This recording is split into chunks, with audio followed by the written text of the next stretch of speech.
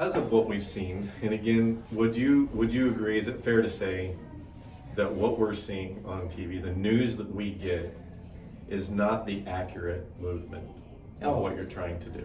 Yeah, it's all slanted. Okay, so I mean, no matter how you look at it, no matter what news I don't care source, what you CNN or Fox. One that's fighting it. I mean, they're trying to centralize it, whatever it is. But so because of because of what we've viewed before, because of what we've experienced before, because there are people speaking out that are not on behalf of the cause, but because of all the things you talked about, would you agree that the best thing we can do is shut it off? I mean, how do you deal with that? Yeah. I mean, I think what you said is super important a little bit ago. Is you said, like, what's your intake look like throughout the full 24 hours? And do I think there's a lot of potency involved with CNN and Fox? And I do mean both. Like, I really do. Yeah, absolutely. But to be honest, I think the best news source we could tap into is local news and like support that. Like, they're the ones who break the biggest stories all the time. Like, I just watched this whole just like well-informed thing about just like, hey, local news is like where it's at, man. Like, they break the best stories and they talk about your community specifically, and like, that's awesome. You know, so it's like, maybe you just cut off some of the more of the national stuff and shift it towards the local, because I don't want people to not be informed. I don't want them to just like be like, this is all too much and just cut it. But it's like, man, like, your consumption of it and how it's become almost like your religion, like, that's an issue, you know? Or if the first thing you want to quote when talking about the Black Lives Matter thing is something that a person on the news station said, rather than like, hey, you know, in my time of prayer this morning and just like talking to some people, like, this is the conclusion I've got to. Man, I could be vehemently opposed to you, but if you tell me, like, and you mean it and you actually did it, and it's like you prayed, you read scripture, you had conversations with people, and this is where I'm at. I can't look at you and be like, you filthy dog. Like, no, I'm gonna be like, thank you. I'm here, and I did the same process, but I'm at a different place. But man, we can work together so much better now. You know, rather than you quoting what Donald Trump said to me and I can agree or disagree, I'm just like, he's not the source of anyone's truth. You know what I mean? Like, and so I think just reducing a little bit would be healthy. Maybe setting some of those screen time limits. There's this idea of parenting your phone. And like, maybe your phone should wake up after you, and maybe it should go to sleep before you, just like your little kid would, right? And maybe just like you don't let your child partake in too many video games or TV, maybe like you should also do that with yourself and your news consumption. Like, simple parenting, like, you know what I mean? Like, it ain't crazy. Would you, I know this is going to sound pretty heretical, but include Facebook in that? Oh my God.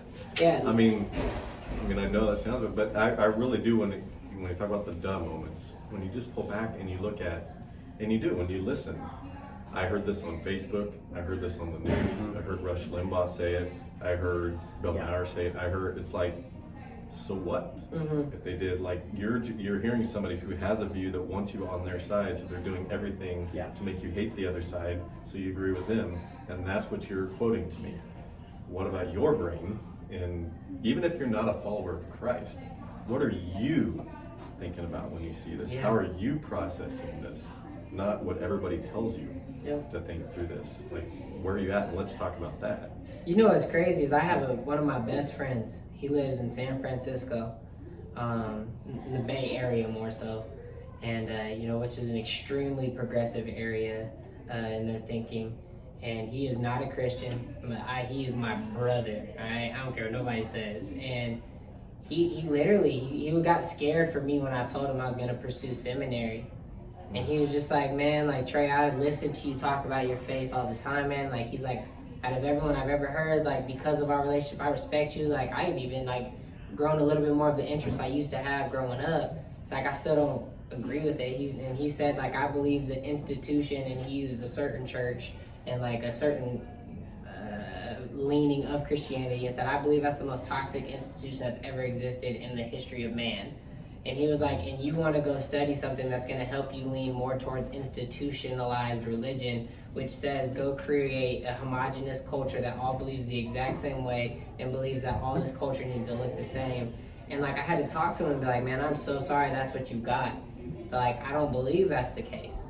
I think that Jesus can move in the middle of China within Chinese culture, and it can stay Chinese culture, but Jesus is still becomes a central point, just like he can in black culture in America or white culture in America. And like the institutions, I think, have placed too much power on themselves and too much of the identity on themselves, rather than allowing the way. And I like referring it to like the way rather than the Baptist, the Catholic, the this, the like. It's just the way of Christ, and allowing that to be the central, because that's what the overarching theme of Scripture is about, is the way of Jesus Christ and how He has the redemption, and that's where our grace and our salvation and our love is all centered from, is Christ. You know, and pigeonhole, you know, like that's what it is around. It is easier to hate. Sorry, that's my. Yeah. I get all it. You've It's shared easier this to hate. before. It's easier to hate than it is to love, and all of that stuff. And we all go through it professional. I mean, in ministry, we've all been through seminary, right? You feel that tension back into an institutionalized or systemic thing that we try to create systems to make it more efficient or to follow this pattern that makes it easier. But the truth is, in the individual's heart, in my belief, it's easier to hate. And so it always comes down to the individual. The reason why Jesus made sure, in my view anyway, to say this is a personal thing, it's because you can go to church all you want, and we all know that doesn't mean anything. We can build enormous churches. It doesn't mean anything if the people in it are not in a certain place. And we can build a country that's built with these words and these things, and this even a social justice platform. But it doesn't mean anything if we have the right words and the right laws, if in the hearts of the people there isn't actual justice. Yeah, amen. If we're not seeking to love someone, then I will always choose me if I don't want to love you. Yeah. I'm always going to take my side before I take yours if I don't want to love you. Yeah. I think we just naturally do it, which is why we're constantly told not to do it. And we will Constantly. struggle with that until the day we take our last That's breath. right. And I'll It's find the gonna reason be to there. do it, whether it's your skin color or whether because I decide you're from the wrong denomination or I decide you're from the wrong side of the tracks or a female or whatever. I'll find my reasons. Economic status. Yeah, I'll find all my reasons and I'll justify them really well, and I'll educate myself to justify them, or I'll listen to the right news station to educate myself to express it well. Because in the end, my heart is the thing that's messed up. Mm-hmm. Yeah, I mean, I feel like we're kind of all getting around a pretty centralized theme. Like, do you feel like there's any other questions that maybe we haven't addressed in the larger scheme? I don't want it to get so long to where people don't Yeah, want No, to that's what I was watch. already saying. We're going to have Yeah. to shut her down. There's two more things I just want you to answer, Okay. to respond to. And the reason I bring it up is because I think part of it maybe fits in, but one of them is because of a quote you put on Facebook. Okay, I'm ready. We're all this about Facebook. One was from Ben Carson that just came out. And I hear this a lot, you know, with people that I talk to in this area. He says, and the reason I use it is because he is a black man who is respected, who I believe, at least been told, is a Christ follower. His response to everything was, we've reached a point in our society, this is in Politico magazine, we've reached a point in our society where we dissect everything and try to ascribe some, I don't even know what this word means, nefarious notion to it. We need to move away from being offended by everything, of going through history and looking at everything, you know, of renaming everything. Some of our prestigious universities have a relationship with the slave trade. Should we go and rename those universities? It really gets to a point of being ridiculous after a while, and you know, we're gonna have to grow up as a society. How do you respond to that, you know, another black man making that comment? Because I can tell you again, if someone is very defensive of this, and I'm saying this from conversations that I have had, man, when they hear a black man, or I think another one was he always plays God in all the movies, I can't think of his name, he's got the deep. Yeah. Morgan Freeman. Morgan Freeman about a while back came out with some stuff that basically said the same thing. Everybody knock it off, quit talking about it and won't be there. You know, I've seen people re-showing that. What's your response to that?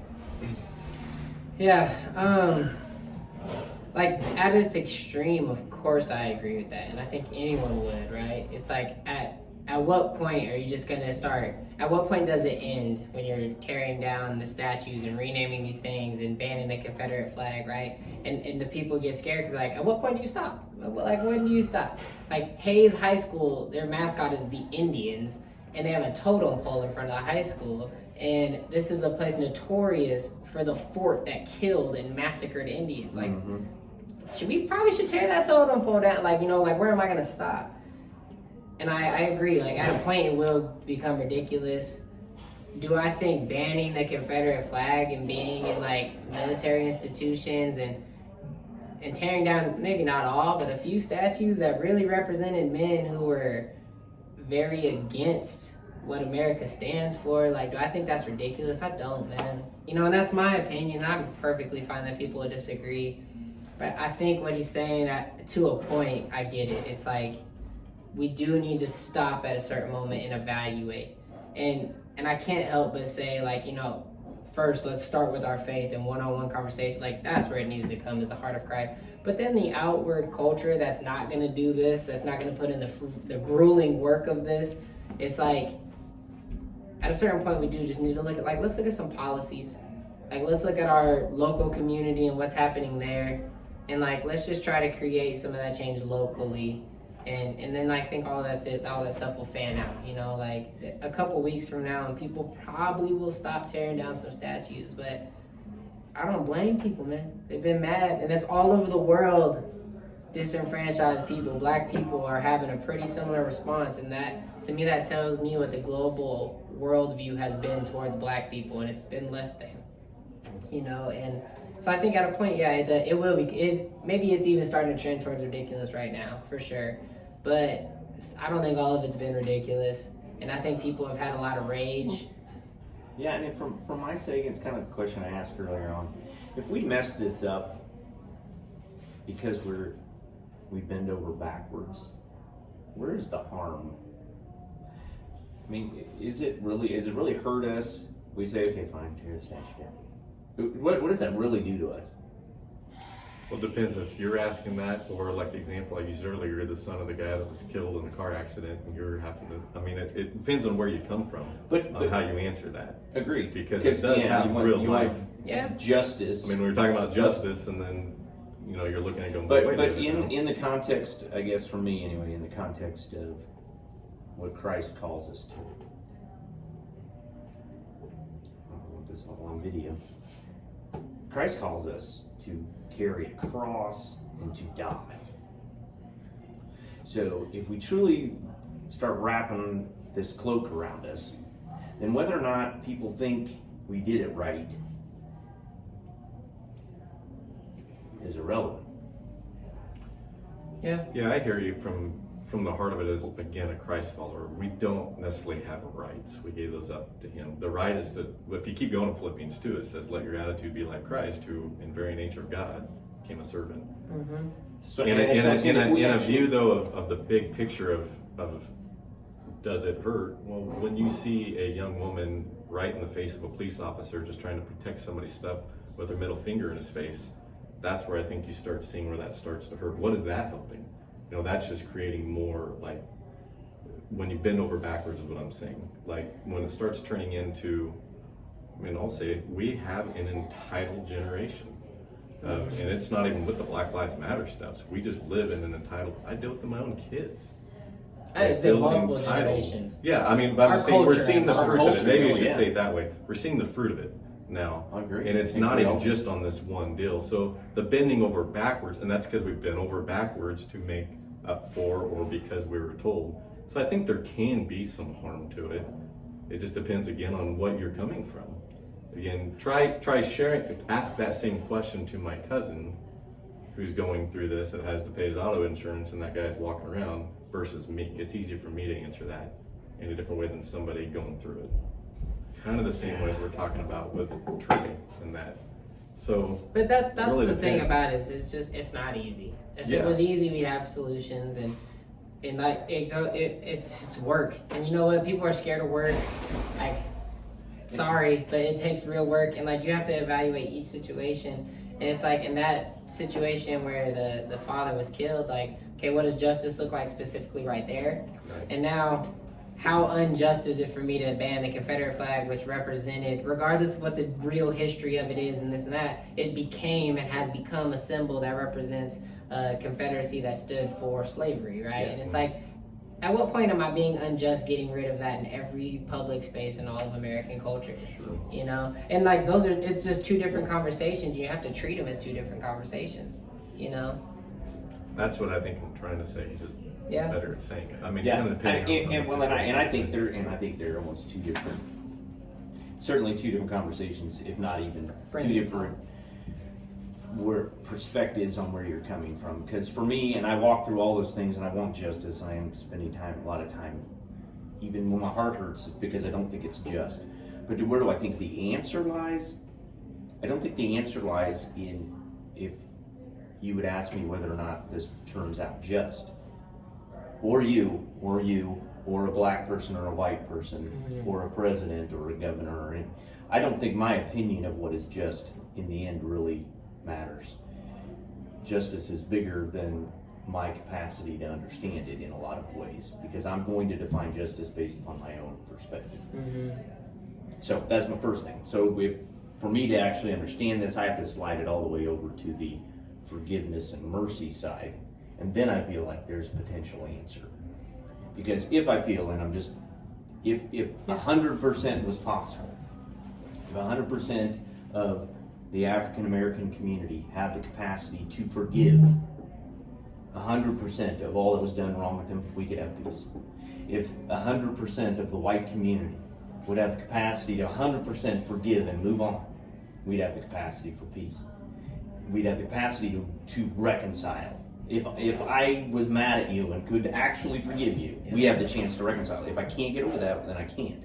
So in both directions, what it comes down to me is the same answer that Christ gave us, which is, hey, this thing doesn't work unless somebody pays the price for you people. This thing doesn't work unless you get forgiven. Forgiveness is the only solution to human justice, because do you have a history, how far back you want to look? So, I mean, it comes back to the statues. If you go back 200 years, guilty. I can't undo it. So you can hold it against me forever if you want.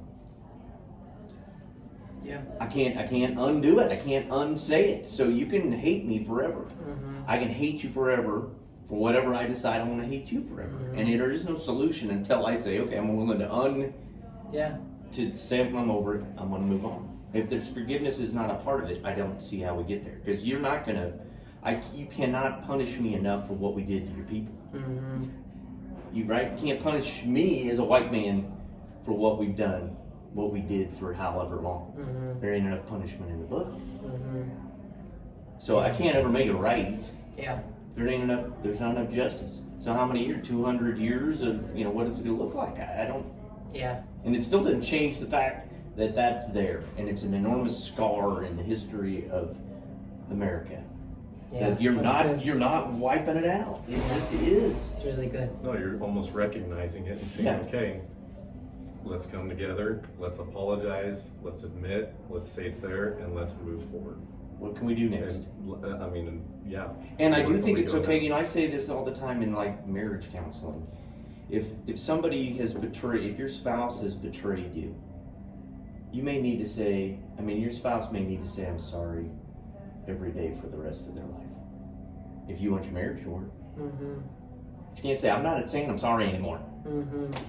Not if you want your marriage to work. You may need to say, I'm sorry every day. And on the flip side, though, using that, because I've seen it firsthand, the other side has to say, I forgive you every day. That's right. Otherwise, because the minute they start pulling back, going, hey, remember what you did to me? Yeah. That's right. There's a problem. There's a problem. So I'm sorry, and I forgive you. Go hand in hand. Hand in hand. Every Over day. and over and over. And And someday you're going to get up and you're going to be mad again. And let's do today. Let's just do today. That's good. I'm not going to ask a last question because that's probably a good way to I'm answer sorry. People, no. I forgive you. Oh. Yeah. Well, honestly, even if, like I said, ever since this has been on my mind and I shared that message that I did, even if nobody watches this, it's been good for me just sit down and talk. Yeah, amen. Me too. And obviously, again, we're the part where this is a little bit skewed is I know I'm talking to you. Yeah. And I know that's easy, and I know where your heart is. And it could be harder if you're talking to somebody who is a little more, I don't know if angry is the right word, or not willing to really talk and whatnot. But like you said, I love how you're saying that it's work. It is. I mean, it really is work. And you kind of brought it up too by saying it's a lot easier to hate than to love. Because love, I think the definition is patient and kind and long suffering. And It counts no record of wrongs. There is nowhere in there where he gives that long description of what hate is. Hate's just hate. You can even look at something dumb. Hate is. It takes more muscles to smile than to frown. That's right. That's right. It does. So your face is in pretty good shape. And- I usually see I'll you be working smiling. mine out, man. I usually see you smiling. That's When good. someone's hurting, it takes effort to go do something about it. It does. It's easier to sit. And so I guess we would just encourage everybody to keep having the conversations. I don't remember which one of you even said it now in the midst of all this. It doesn't have to be a black-white issue, or it doesn't have to be a black friend that you're talking to, or somebody. It can be someone who just thinks differently than you do, and be willing to have that conversation. I was really proud of my younger brother. I didn't even know he did this till he put it on Facebook, but he went down to the protest in Casper and just said, the one thing he said, I disagree on the whole thing. If you're silent, you're for it. You're part of it. Just no, because my silence isn't listening. I just wanted to hear from all the angles. I talked to cops, I talked to people I didn't agree with, I talked to people I did. And I do wonder I know it always feels like pie in the sky, but what would happen if we just actually did that? It goes back to that whole, you just want to walk out and tell everybody, stop. I mean, can we just not see that dumb moment that this is not right now? What we're seeing right now, that we get visualized, put out there with those news sources, that's not working. The divide is getting wider and the hate's getting stronger. But how many of these things are going on that we don't get to see on TV? Let's do more of these. Happening. And Yeah, honestly, all that's around what's the beautiful United about States. God is He will use He will use it. horrible, divisive situations for the good. And regardless of what's happening in our culture, in our country, in our world, there's also so many good things that sprout off of it, because there's enough people who do really believe in Jesus Christ, man, and that will fight for that reconciliation. And that overall, when it's all said and done, this time will overall, I think, become a positive thing, even though it's been ugly. I think there'll be a positive birth from all of it. There's enough of this conversation happening. If it's happening in Western Kansas, it's happening all over. Well, it's kind of like when we say on a Sunday morning, is you're gathering to worship, they're gathering all over the place. This is happening. We're just never going to see that part. Which so I also take confidence in that and be another one that does it. Is what I'm saying. Yeah. Because it's there. And God has always been forced to use bad stuff in order to wake up His people. There's no exception in any. There's no book in there where it's like, hey, I just went down, had a good talk with him, and I got the whole crew to turn. And then everyone listening. It's going to take a while, and for some it'll take longer than others, and some of us will never get it. And the truth is, I'll walk away today and go, what about, and that's why I said the bummer part's you're leaving. Yeah. The good part is we have man. Zoom, Yeah. and I love going to Portland, so Yeah. it's another excuse Well, we got to do homework, it. right? We got other. Yeah. There's people that need to be having this conversation. Yeah, man. So I appreciate you doing it. And Appreciate y'all. I don't feel like since we've talked about a guy named Jesus so much and the Holy Spirit through all this, that it wouldn't be good if the guy that runs this place would pray. As we get out of here. Just kind of end Love this to. deal. Do you mind if we yes, sir. COVID-19? We'll put this on YouTube though. Lord and Father,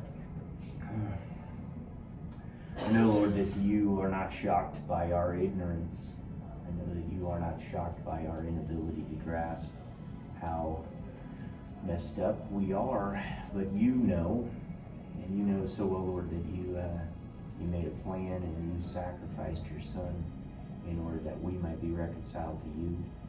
So that's how big the cost is as we look at what it takes to reconcile to our black friends, to reconcile the truth of where we have wounded systemically in our country, where we have stepped on people, and Lord, although we understand that it was wrong what happened to George Floyd, like we are partially responsible because of our wanting to be right instead of wanting to love.